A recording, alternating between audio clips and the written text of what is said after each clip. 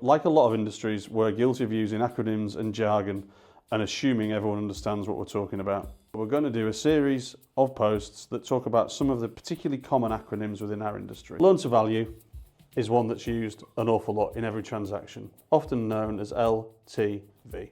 The amount that a bank or a lender will lend you relating to the value of the property. So for example, 70% loan to value of £1 million property, the bank will lend you 70%, which is £700,000.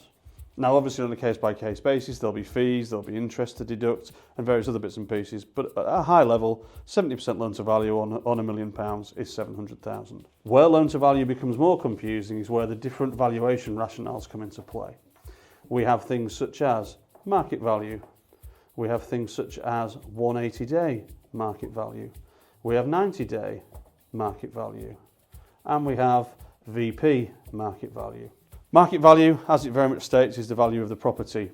180-day is on the assumption that you only have 180 days to sell the property. Similarly, 90 days assumes a 90-day sales process, which in the current climate pretty much means an auction process. VP is vacant possession, i.e. your tenant's no longer in the property.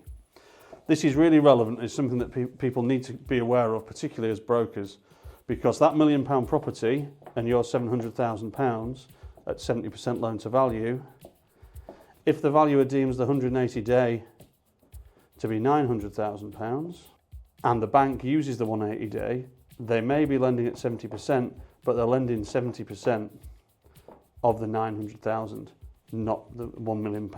So it's important, whether you're using a broker, ourselves or otherwise, or whether you're dealing directly with the bank, when you see the expression LTV, make sure you ask the lender which value rationale they're going to be using so you know exactly what your terms are based on.